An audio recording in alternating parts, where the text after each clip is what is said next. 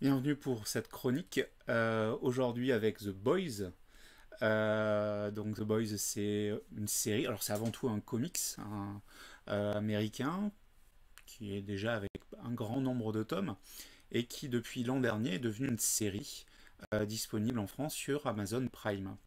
Donc The Boys, ça parle de super-héros, encore vous me direz, mais c'est surtout une satire sur notre société moderne où les super-héros finalement remplacent nos influenceurs et youtubeurs à la mode, puisque c'est eux qui sont les stars des réseaux sociaux.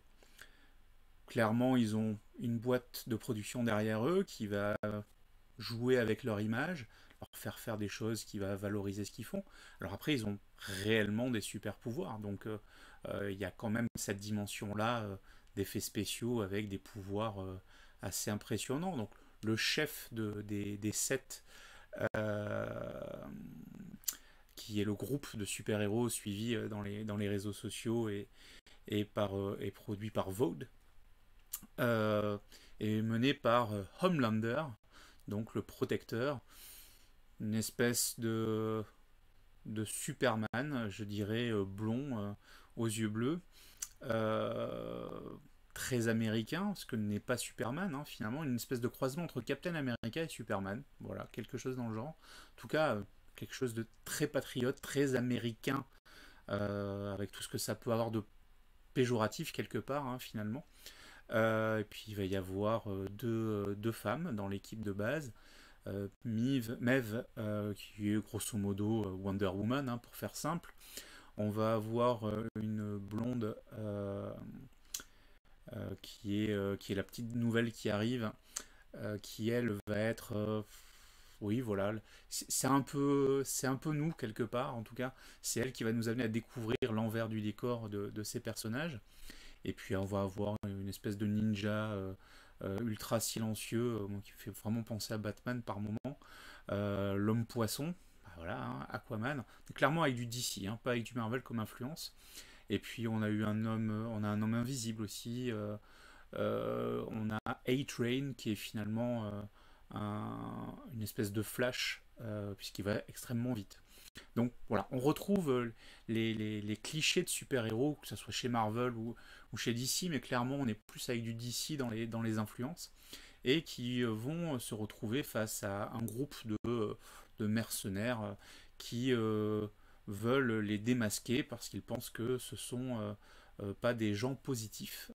Voilà, je pousse à peine le trait. On a le chef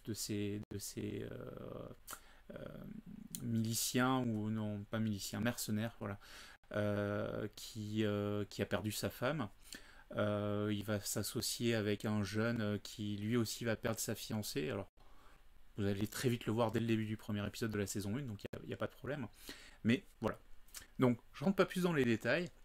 Si vous avez vu la saison 1, parfait, vous pouvez continuer. Je vais rattaquer avec spoil saison 1 pour parler de la saison 2 qui a démarré, qui est en cours.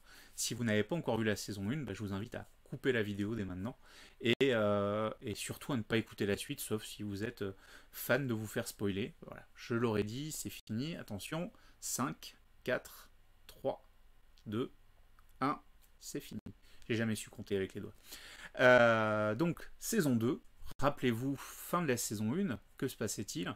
Mais on découvrait que la femme de Butcher était toujours en vie, qu'elle avait eu un fils avec le protecteur, avec Homelander. Et, euh, et voilà, on restait, il y avait un affrontement entre les deux, et on ne savait pas trop où ça allait aller. Donc cette saison 2, elle démarre sur les chapeaux de roue. Butcher a survécu, ça on s'en doutait un peu. Le Homelander est toujours aussi pourri, sinon peut-être encore plus. Alors j'en suis à 4 épisodes et j'avoue que le personnage est de plus en plus fou. Autant la saison 1 c'était une espèce de Superman égocentrique, autant je trouve qu'il a de plus en plus des traits du Joker. Maintenant, c'est un mélange assez intéressant. Alors il y a des moments j'ai l'impression que c'est trop. il en fait trop, puis il y a des moments, c'est juste ce qu'il faut. Le jeu de l'acteur est très compliqué à tenir, hein, clairement, parce qu'il doit naviguer entre différents points de vue. Et... En tout cas, son personnage est très important dans de ce début de saison. Butcher aussi, on en sait un peu plus sur son passif, sur sa femme. Et puis on a cette envie qui monte petit à petit de vouloir dénoncer l'origine de ces super-héros et de leur pouvoir. Voilà, je ne rentre pas plus dans les détails. Une chose est sûre, c'est que la première saison était marquante par son histoire et par ses scènes assez énormes. J'avoue que cette saison 2 démarre sur les chapeaux de roue. On en prend plein la gueule pour pas en rond. C'est gratuit au possible et jouissif au possible, bien sûr. Je pense notamment, vous verrez, il y a une scène avec un cachalot, si vous n'avez pas vu. Waouh! Euh, on a envie de se dire non, non, non, non. Ah bah si, voilà. Donc c'est vrai que la série marche vraiment à ce niveau-là. Maintenant, si on la met un peu plus dans le contexte, et je pense notamment au fait que aux États-Unis on est en pleine période électorale, que finalement on retrouve des dénonciations de la société américaine actuelle, donc finalement celle du mandat de Trump, hein, très simplement. C'est quand même très acide, très agressif, et ça donne pas envie d'y aller, hein, ça c'est clair, clair et net. Maintenant, faut-il se précipiter? J'avoue que j'essaie de savourer un peu la série, parce que maintenant on a eu les 3 premiers épisodes lors de la première sortie, puis maintenant c'est un épisode par semaine, donc un rythme dont on a perdu l'habitude. Alors c'était un scandale, notamment sur les réseaux sociaux. Comment ça, on n'a pas tous les épisodes en même temps? Bah oui. Alors c'est vrai qu'en France, on a peut-être ce petit souci-là, c'est que on a toujours eu l'habitude, et bon, merci M6 au départ, et puis TF1 a suivi aussi, France 2 aussi, donc vraiment toutes les chaînes s'y sont mis. Quand on avait une série avec des inédits, en gros on avait 3 épisodes à la suite, hein, la trilogie du samedi soir sur M6. Alors c'est 3 séries, mais après finalement on n'en a eu plus qu'une et il y avait 3 épisodes. Puis TF1 et France 2 ont plutôt inventé un épisode inédit suivi de 2 épisodes de la saison d'avant. Enfin voilà, bon, plein de micmac. Mais c'est vrai qu'on a pris l'habitude en tout cas d'avoir beaucoup d'épisodes à la suite et pas qu'un seul. D'avoir démarré avec 3, c'est une bonne idée parce que la saison met un peu de temps à se placer et les personnages sont. Il y a des nouveaux personnages, hein. Il y a Stormfront, donc une nouvelle femme dans l'équipe. Bon, il y a 3 femmes, 4 hommes dans l'équipe des 7, donc ça c'est pas mal. Qui est un peu ambigu aussi, vous verrez ça. En tout cas, une saison qui démarre très fort. Un épisode par semaine, c'est bien. Comme ça se distille, ça se savoure.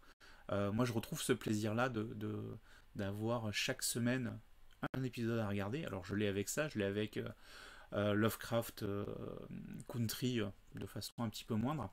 Je vous parlerai d'autres séries d'ailleurs. Je pense j'ai attaqué euh, de l'autre côté, si je ne me trompe pas, une série espagnole sur Netflix, pareil, un épisode par semaine, et qui me semble très prometteuse, là au bout de 2 épisodes.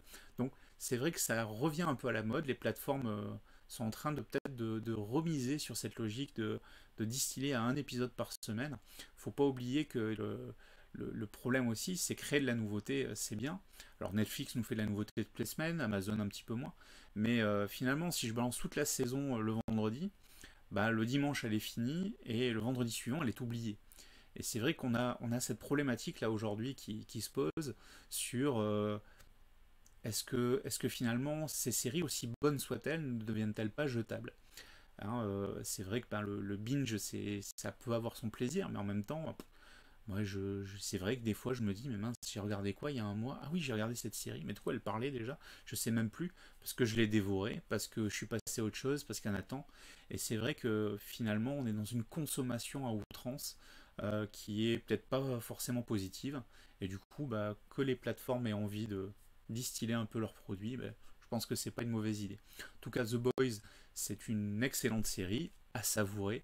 Par contre, ouais, j'ai oublié de le dire, moins de 16 c'est un minimum, moins de 18 peut-être bien même, parce que c'est vraiment quand même très trash et gore. Et surtout, il y a beaucoup de violence gratuite, verbale et visuelle, donc c'est clairement pas pour tous les âges. Mais si vous êtes allez, 16 ans, voilà, en tout cas, si vous êtes majeur, vous pouvez y aller. Si vous êtes jeune, c'est pas fait pour vous, attendez un peu. Clairement, même moi qui suis un vieux bonhomme, il y a des moments, je trouve ça quand même super, super choquant. Sur ce, je vous dis à très bientôt pour une nouvelle chronique. Bye.